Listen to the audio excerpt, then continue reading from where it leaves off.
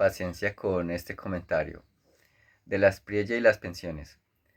Vamos a comentar algunos puntos del programa de gobierno que se comparte en redes sociales a nombre de Abelardo de las Priella, empezando por algunos temas pensionales.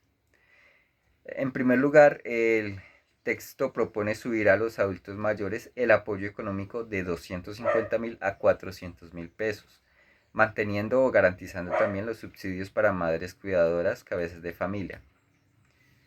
Esta es una propuesta de asistencialismo social y más allá de que sea este tipo de subsidios buenos o malos, al comparar con la reforma pensional del gobierno de Gustavo Petro, bloqueada por la Corte Constitucional, aparece una diferencia conceptual importante. La forma, la reforma busca convertir el apoyo a los adultos mayores en un componente estructural del sistema pensional llamado pilar solidario. La diferencia es que el pilar solidario formaría parte de la arquitectura permanente del sistema pensional, tendría estabilidad institucional, con vocación de cobertura general para los adultos mayores sin pensión que cumplan los criterios establecidos, mientras que un subsidio puede modificarse, reducirse o eliminarse mediante futuras decisiones presupuestales del gobierno de turno y podría ser instrumento de clientelismo político. Recordemos que el pilar solidario originalmente se propuso en un valor de medio salario mínimo, pero fue la derecha en el Congreso quienes la recortaron al valor de 250.000 que tenía en el momento en el que empezó. Y que si hoy Colombia Mayor es la que temporalmente está asignando los recursos, es porque, recordemos una vez más, la reforma pensional está bloqueada por la Corte Constitucional por presuntos problemas de forma en el trámite de su aprobación.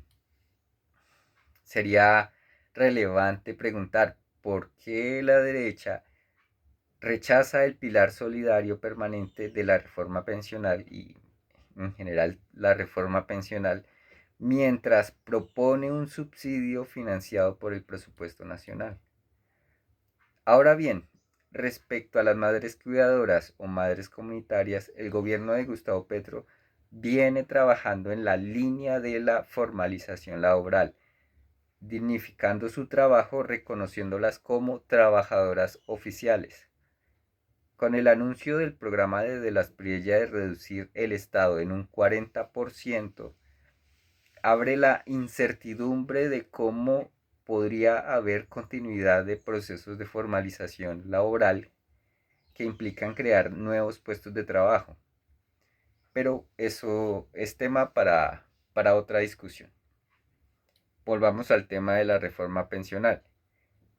Más abajo, en la lista difundida en redes sociales, dice que se blindará constitucionalmente el ahorro de las pensiones para, según dice, garantizar que ningún gobierno pueda tocar el dinero de las pensiones y anuncia que se le devolverá a los ciudadanos la libertad de elegir entre fondos privados y el régimen público.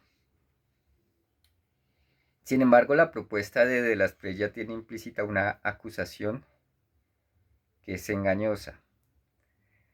La primera afirmación es vacía ya que actualmente ningún gobierno puede tocar el dinero de las pensiones. Ningún gobierno puede disponer libremente de los ahorros pensionales privados como si fueran recursos fiscales. No se necesita ninguna nueva ley. Actualmente quienes sí pueden disponer del dinero de las pensiones son los fondos privados, quienes por ley sí tienen derecho a invertirlo en terceros negocios que consideren y cobrar comisiones por su administración y rendimientos. La acusación de que la reforma pensional dispone de los ahorros ya acumulados de los afiliados en los fondos privados es falso. La reforma crea un sistema de pilares en el que todos los trabajadores cotizan obligatoriamente a Colpensiones por los 2.3 salarios mínimos de ingreso, los 2.3 primeros salarios mínimos de ingreso. Es decir, las personas ya no podrán elegir que todas sus cotizaciones vayan al fondo privado Y esto es necesario para que funcione el sistema de reparto. Solo si la persona sí gana más de 2.3 salarios mínimos, el excedente puede ir a una cuenta individual en un fondo privado de elección. Por ejemplo, si alguien gana 2 salarios mínimos, todo su aporte va a Colpensiones. Si gana 5 salarios mínimos, la parte correspondiente a 2.3 mínimos va a Colpensiones y el resto puede ir a la cuenta individual en el fondo privado. ¿Qué pasa con el ahorro ya acumulado? Aquí está el punto más discutido. La reforma prevé que los recursos ya acumulados en las cuentas individuales continúen siendo administrados por los fondos privados. Al momento de consolidarse la pensión, el derecho pensional del afiliado se calcula reconociendo tanto las semanas y aportes en el régimen público como los recursos acumulados en la cuenta individual, siendo Colpensiones el administrador de la prima media. Es decir, la reforma no dice que el dinero pase a ser propiedad del Estado ni que pueda gastarse libremente en otros programas públicos. Sigue vinculado al derecho pensional del afiliado. El afiliado conserva el derecho de recibir una pensión derivada de esos aportes y los recursos siguen destinados exclusivamente a financiar la prestación pensional. ¿Por qué entonces la derecha habla de tomarse el ahorro y de expropiación? Porque existe otra discusión distinta a la de la propiedad. Primero, el ahorro administrado por los fondos privados hoy está invertido en otros negocios, en mercados financieros y los fondos cobran comisiones por su administración. El Estado pasaría a administrar una cantidad mayor de recursos y obligaciones pensionales, mientras que los fondos privados se les disminuirían los recursos administrados y por tanto a los dueños de los fondos privados se les disminuirían las ganancias. La reforma fortalecería un esquema de reparto donde los aportes actuales financiarían pensiones actuales frente a uno basado en cuentas individuales. ¿Este dinero terminaría financiando también las pensiones de otras personas? La respuesta corta es indirectamente sí, pero no de la forma que suele describirse en los debates políticos. Hay que distinguir los conceptos.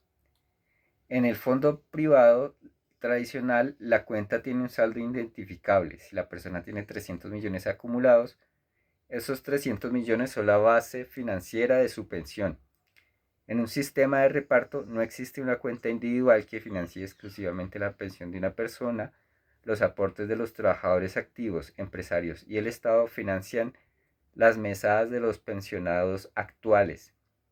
Lo que critica la derecha es que una vez que los recursos provenientes de cuentas individuales entran al componente de reparto, dejan de estar aisladas y pasan a respaldar un sistema colectivo. Desde esa óptica, el dinero ya no estaría reservado exclusivamente para el afiliado, sino que ayudaría a sostener el flujo general de pagos del sistema. Sin embargo, el afiliado no pierde su derecho económico, es decir, aunque los recursos entren en un esquema colectivo, el Estado reconoce la obligación de pagar la pensión correspondiente al afiliado. Lo importante no es que exista una bolsa separada por persona, sino que cada quien conserve el derecho legal a recibir la prestación. Por eso la controversia no gira alrededor de una pregunta jurídica de si es mío o no es mío, sino alrededor de una pregunta económica y de la garantía del derecho. Es más eficaz y estable un sistema de ahorro individual administrado por privados como un negocio o un derecho a la pensión respaldada en un sistema público universal de reparto. La verdadera discusión es el modelo económico de las pensiones. Por lo pronto, la realidad a nivel global indica que los sistemas de reparto predominantemente públicos suelen lograr una cobertura y un valor de pensión más alta que los sistemas basados principalmente en ahorro pensional. El sistema de reparto puede establecer que una persona recibe una pensión si cumple ciertas condiciones de edad y semanas cotizadas y se financia con aportes de trabajadores actuales, aportes de empleadores y impuestos generales. En cambio, un sistema de ahorro individual depende mucho más de cuánto cotizó la persona durante cuántos años, la estabilidad laboral y la rentabilidad obtenida. En países con alta informalidad laboral como Colombia, eso hace que mucha gente llegue a la vejez sin suficiente ahorro. Por ejemplo, en varios países latinoamericanos que introdujeron las cuentas individuales y los fondos privados en los 80 y 90, como es el caso chileno que es muy estudiado, se observó que la cobertura de pensión efectiva en los adultos mayores siguió siendo baja porque muchas personas no logran acumular los suficientes recursos. De modo que la propuesta de las Priella es el modelo de pensiones como ahorro individual administrado como negocio por fondos privados.